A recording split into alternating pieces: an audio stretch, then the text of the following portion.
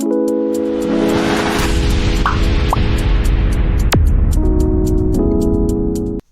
Everyone, welcome back to the channel. So guys, आज हम बात करेंगे थर्मोडायनेमिक्स के एक टॉपिक के बारे में, microscopic and macroscopic approach. Thermodynamics में हम दो तरह की अप्रोच यूज़ करते हैं, माइक्रोस्कोपिक एंड मैक्रोस्कोपिक। तो इन्हीं की डिटेल में आज हम डिटेल्स देखेंगे, कैसे कैसे इनको यूज़ करते हैं और क्या इनका तरीका है। ओके, तो अगर हम माइक्रोस्कोपिक अप्रोच को देखें, बेसिकली हम क्वेश्चन को दो तरह से अप्रोच से हम सॉल्व कर सकते हैं थर्मोडायनेमिक्स में, ये बताया गया है इसमें, माइक्रोस्कोपिक और मैक्रोस्कोपिक। तो माइक्रोस्कोपिक का मतलब क्या होता है कि इन microscopic level we analyse each and every molecule. तो जैसे लिखा हुआ है कि माइक्रोस्कोपिक लेवल में हम ईच एंड एवरी मॉलिक्यूल को एनालाइज करते हैं। मतलब जैसे सपोज करो मेरे पास एक सिस्टम है, आपको सिस्टम पता है, मैंने लास्ट वीडियो में बताया हुआ है। तो थर्मोडायनेमिक्स की जो प्लेलिस्ट है उसका भी लिंक आपको मिल जाएगा इसमें, ठीक है। तो अगर हम बात कर रहे हैं माइक्रोस्कोपिक लेवल की, माइक्रोस्कोपिक अप्रोच की, तो अगर एक सिस्टम है उसके अंदर किसी एक मॉलिक्यूल की बात कर रहा हूँ मैं, जैसे ये मॉलिक्यूल है, तो उसकी प्रॉपर्टी अगर देखें, सपोज करो प्रॉपर्टी तो बहुत सारी होती हैं, तो हम बात कर रहे हैं खाली अभी वेलोसिटी की बात कर लेते हैं, चलो ठीक है। तो इस मॉलिक्यूल की वेलोसिटी एक्स डायरेक्शन में होगी, वाई डायरेक्शन में होगी, जेड डायरेक्शन में होगी। तो इस तरह से ये वेलोसिटी हो गई। और भी प्रॉपर्टीज़ होती है हमारे पास, प्रेशर, टेम्परेचर, ये सब, बहुत सारी प्रॉपर्टीज़ होती है हमारे पास, ठीक है। तो अभी हम वेलोसिटी की बात कर रहे हैं, वो भी एक मॉलिक्यूल की, वो भी एक मॉलिक्यूल की वेलोसिटी एक्स डायरेक्शन में, वाई डायरेक्शन में, जेड डायरेक्शन में होगी। तो इस तरह से इसमें बहुत सारे नंबर ऑफ मॉलिक्यूल्स हो सकते हैं। तो उन सब की इंडिविजुअल स्टडी करना बहुत ज़्यादा डिफ़िकल्ट है। तो जैसे हमारे पास एक ये वेलोसिटी हमने देखी, तो हमारे पास इस तरह से बहुत सारा डेटा इकट्ठा हो जाएगा, बहुत सारा डेटा आ जाएगा। जब हमारे पास बहुत सारा डेटा आ जाता है तो हम यूज़ करते हैं स्टैटिक्स, ठीक है। हम क्या यूज़ करते हैं? स्टैटिक्स। तो इसी वजह से माइक्रोस्कोपिक लेवल को हम कहते हैं statistical thermodynamics. Okay, microscopic level को कहते हैं स्टैटिस्टिकल थर्मोडायनेमिक्स। तो अभी माइक्रोस्कोपिक लेवल हमने पढ़ा है।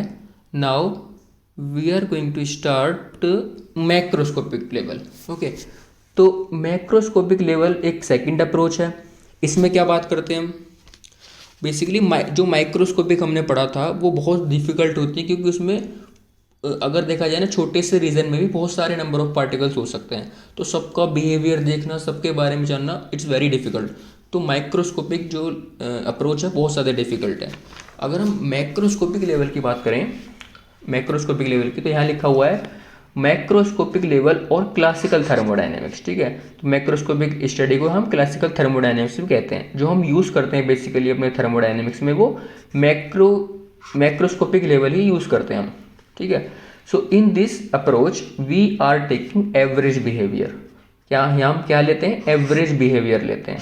एवरेज बिहेवियर जैसे सपोज करो हमारे पास एक सिस्टम है, या फिर एक कह दो ये कंटेनर है, जिसके अंदर क्या हो रहा है? वाटर भरा हुआ है, ये सारा वाटर है। तो ये हमारा सिस्टम हो गया है, इसकी हमें एनालिसिस करनी है। तो अभी हमारे पास क्या है? एक थर्मोमीटर है। थर्मोमीटर हमने यहाँ पानी में डाला और हमने क्या करा?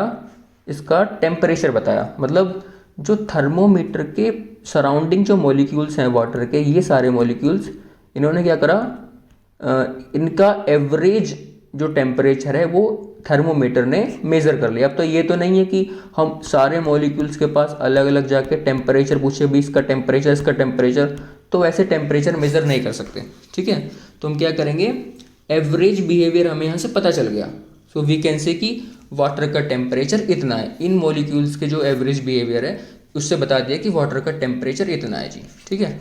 तो इस वजह से हम क्या करते हैं? मैक्रोस्कोपिक अप्रोच यूज़ करते हैं अपनी क्लासिकल थर्मोडायनेमिक्स में। ओके, तो अगर हमने अभी हमने बात करी माइक्रोस्कोपिक और मैक्रोस्कोपिक क्यों रहे हैं, ठीक है। जब वो इम्पॉसिबल है तो हम उसको पढ़ क्यों रहे हैं? तो सपोज करो हमारे पास दो सिस्टम है, system number 1 and system number 2। Okay, तो सपोज करो इस सिस्टम में बहुत सारे नंबर ऑफ मॉलिक्यूल्स हैं, बहुत सारे मॉलिक्यूल्स हैं, ठीक है। जो मॉलिक्यूल्स इसके ज़्यादा हैं तो इसकी डेंसिटी भी क्या होगी, ज़्यादा होगी। मास पर यूनिट वॉल्यूम, इस पर्टिकुलर वॉल्यूम में जो मास है वो ज़्यादा होगा तो डेंसिटी इसकी ज़्यादा होगी, ठीक है। और इसकी बात कर रहे हैं, इसमें 2 3 4 ऐसे मॉलिक्यूल हैं तो इसकी डेंसिटी क्या होगी, कम होगी, ठीक है। इसकी डेंसिटी क्या होगी, कम होगी। तो इसमें क्या हो गया फिर, अगर हमारे पास नंबर ऑफ मॉलिक्यूल्स ज़्यादा हैं, मतलब अगर हमारे पास डेंसिटी ज़्यादा है तो हम यूज़ करेंगे मैक्रोस्कोपिक अप्रोच। और अगर हमारे पास नंबर ऑफ मॉलिक्यूल्स कम है, डेंसिटी कम है, तो हम यूज़ करेंगे माइक्रोस्कोपिक अप्रोच, ठीक है। तो माइक्रोस्कोपिक अप्रोच का यूज़ कब करते हैं, जब डेंसिटी लो होती है, ठीक है।